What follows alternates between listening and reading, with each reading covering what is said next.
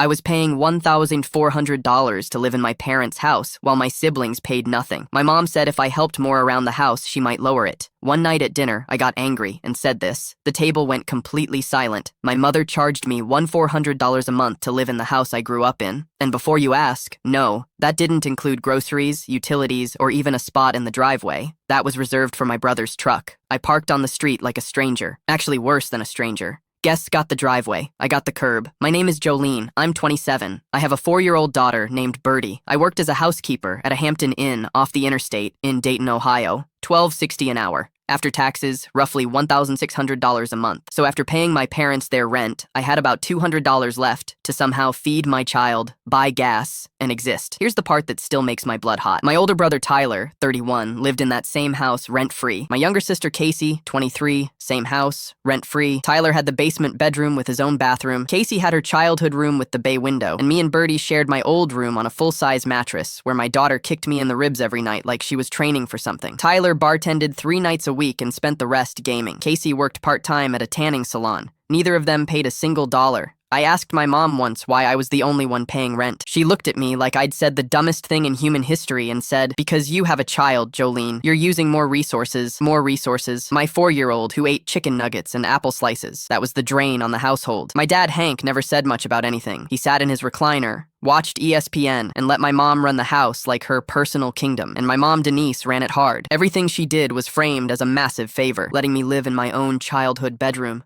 An act of charity so generous I should have been writing thank you notes. On top of the $1,400, she started hinting that I should help more around the house. Said if I pitched in, she might lower the rent. Might. She used that word like a legal loophole. So I did it. I cleaned the kitchen every night, vacuumed the living room, did everyone's laundry, Tyler's gym clothes, Casey's work polos, my dad's endless khaki pants. I scrubbed the bathrooms on weekends. I literally cleaned houses for a living, and then came home and cleaned another house for the privilege of paying to live in it. My hands were cracked and raw. Birdie would line up her little Disney princess band-aids on my knuckles like she was performing surgery. Here's where it shifts. Thursday night, February. Ugly gray Ohio winter. I worked a double shift, picked up Birdie from daycare, and came home to find the whole family eating pot roast at the dinner table. My mom didn't make me a plate, didn't set me a place. She looked up and said, "Oh, there's leftovers if you want to fix yourself something." I set Birdie down, and she ran to the table because she was 4 and she smelled food. She tried to climb into an empty chair, and Casey said, "That's actually where my bag is." Her purse had a seat at the table. My daughter didn't. Something inside me shifted right then. You ever feel the exact second something changes in you? Like a switch. That was it. But I didn't explode. Not yet. I fixed Birdie a plate, and we ate standing at the kitchen counter because all the chairs had been moved to the dining room for the family dinner that didn't include us. The explosion came Sunday. My mom did Sunday dinners like clockwork. 5 us, everyone at the table. I showed up, put Birdie in a little yellow dress with daisies that Grandma Ruth had sent for her birthday. Mom made her lemon chicken. Then she looked right at me and said, "Jolene, the upstairs bathroom hasn't been done this week. If you want me to think about adjusting your rent, you need to stay on top of things." In front of everyone. I was the help. No,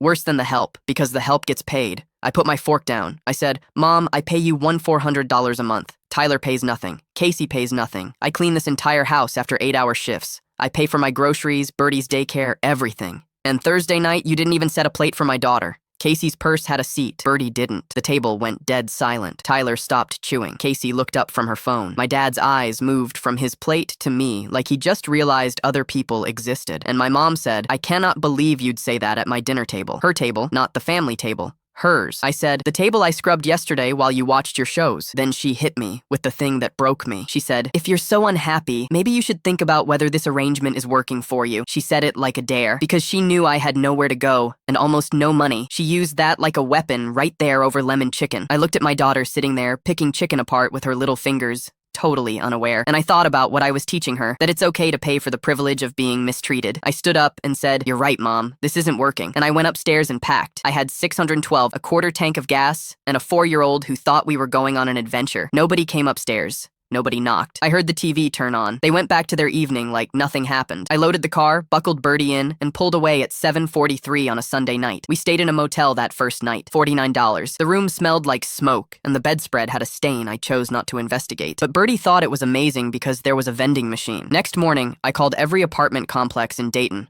Found a one-bedroom at a place called Ridgewood Gardens, $850 a month. The landlord, Mr. Perkins, looked at my pay stub, looked at Bertie coloring on his office floor and said, "Move in with first month, and we'll spread the deposit over 3 months." A complete stranger showed me more kindness in 5 minutes than my family had in 2 years. We moved into apartment 4B with garbage bags and an air mattress from Goodwill. No couch, no table. We ate on the floor that first week. And you know who called during those weeks? Nobody. Not Mom, not Dad, not Tyler, not Casey. 27 years in that family, and they let me vanish. But somebody was about to find out what really happened. It was a Saturday morning in March. Bertie was watching cartoons on my phone. I was sitting on the kitchen floor eating peanut butter straight from the jar because that was breakfast. My phone rang, and Bertie answered it before I could grab it. "Hi, this is Bertie," and I heard this voice through the speaker. "Bertie, baby girl, is that you? Where's your mama?" "Grandma." Grandma Ruth said, "Jolene Marie, I just called your mother's house, and Tyler told me you moved out weeks ago. Why didn't anyone tell me?" I told her the short version, that I'd been paying rent nobody else paid, that I was cleaning the whole house on top of working full-time, that Bertie didn't get a plate at dinner, that I left. There was a pause on the phone, a long one, and then Grandma Ruth said in this voice I'd only heard maybe twice in my entire life. This low, quiet, dangerous voice. "She charged you 1,400? Yes, ma'am. And your brother and sister paid nothing?" "Nothing." Another pause. Then, "I'm getting in my car." "Grandma, you don't have to." "Jolene, I didn't ask for permission. What's your address?" That woman, 73 years old, bad knee, drives a 2009 Buick that sounds like it's coughing. She got in that car and drove 2 hours from Lancaster to Dayton without thinking twice. It started raining about an hour into her drive. Not drizzling, pouring. The kind of Ohio rain that turns the highway into a river. She drove through it like it was sunshine. She showed up at my door at noon, holding 2 grocery bags and a quilt. A quilt. She'd grabbed it off her own bed before she left. She walked in, looked around the apartment, saw the air mattress, the bare walls, the empty kitchen. She didn't say a word for about 30 seconds. Then she looked at me, and her eyes filled up, and she said, "Oh, baby, how long have you been living like this?" I couldn't even answer. I just fell into her and cried. She unpacked those grocery bags like a woman on a mission. Real food. Chicken, rice, vegetables, bread, milk, juice boxes. She'd stopped at Kroger on the way. While we ate, I told her everything, the full version, 2 years of it. Grandma Ruth listened without interrupting. By the end, she looked like she was carved out of stone. She said, "Your mother did this in my family's house. Here's something I should explain. That house, the one my parents live in, Grandma Ruth helped them buy it. She gave them the down payment 20 years ago, $30,000 out of her savings. She did it so her grandkids would have a stable home. She pulled out her phone and called my mother right there in my apartment. Put it on speaker. My mom answered on the 3rd ring. "Denise, I'm sitting in Jolene's apartment right now. Her apartment with no furniture. Would you like to explain to me why I'm just now finding out about this?" Silence on the other end. Complete silence. Hearing my mother speechless was so satisfying. My mom stammered out, "Mom, she chose to leave. I didn't make her." $1,400, Denise. You charged your daughter $1,400 while Tyler and Casey lived there for free. You had that child cleaning your house after working all day. You didn't even feed her daughter at your table. My mom started playing victim. You're only hearing her side. I'm hearing the side that ends with my great-granddaughter sleeping on an air mattress. That's the only side I need. Grandma Ruth said, "I gave you $30,000 for that house so my grandchildren would have a home. All of them. And you turned it into a way to squeeze money out of the one who could least afford it. I'm ashamed of you, Denise. Your father would be ashamed of you." That last part, mentioning my grandfather who passed away 8 years ago, I heard my mom gasp. My mom started crying, said she didn't mean for things to get so bad. Grandma Ruth said, "Responsibility? You taught Tyler nothing. You taught Casey nothing. The only one you taught responsibility to was the one who already had it. That's not teaching, Denise. That's punishment." She hung up, didn't say goodbye, just ended the call. Then she looked at me and said, "Now let's fix this." By the end of that week,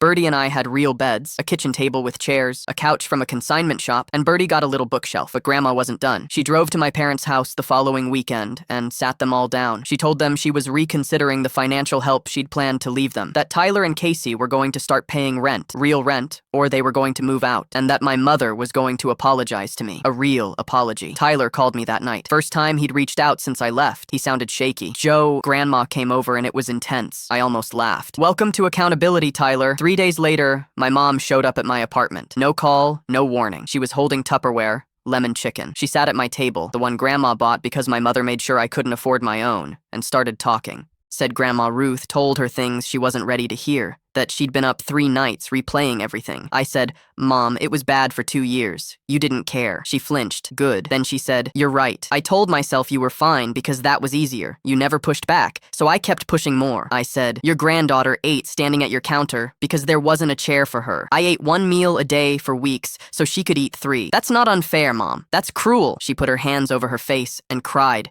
real crying. When she pulled herself together, she said, "Tell me how to fix this." I said, "You can't fix it with lemon chicken, Mom." She told me Grandma Ruth was now making Tyler and Casey pay $500 a month each. Casey apparently called Grandma screaming about how it wasn't fair. Grandma said, "Fair? Call your sister and ask her about fair." I love that woman so much. 2 weeks later, my dad showed up alone holding a Home Depot bag. "I brought you a smoke detector. Your hallway doesn't have one." That was Hank's love language. Safety equipment instead of words. He checked my windows, tested outlets, fixed a crooked cabinet, then sat down and said, "I should have stopped it. Your grandmother called me separately. She said, 'Silence isn't neutrality. Silence is siding with whoever has the power.'" My dad, who once drove 45 minutes the wrong direction and blamed the GPS, admitted he was wrong. Over the next couple months, things shifted slowly. Mom started calling just to ask about Birdie. Tyler helped me move a dresser and said, "I'm paying rent now, and I kind of hate you for it," but he was grinning. Casey was hardest. After 2 months, she finally texted, "Mom says I need to apologize, so I'm sorry." I wrote back, "Your purse was in Birdie's chair. Think about that." 3 days later, "That was messed up. I'm actually sorry." We did Thanksgiving at Grandma Ruth's that year. Everyone came. Grandma made everyone say what they were grateful for. Tyler said, "Not being homeless since Grandma made me pay rent." My mom looked at me and said, "I'm grateful my daughter is stronger than I deserve." The table went quiet. Birdie broke it by yelling, "I'm grateful for Doritos!" And everyone laughed until the tension just dissolved. Things aren't perfect now. We're still rebuilding. Old patterns creep back, and I set boundaries she doesn't always like. But I know this. Leaving that house with garbage bags and $600 was the hardest and best thing I ever did. My Grandma Ruth is the toughest woman alive. And that little girl whose aunt's purse mattered more than her seat at dinner, she has her own chair at every table now, her own plate, and a mom who will never let anyone make her feel like she doesn't belong.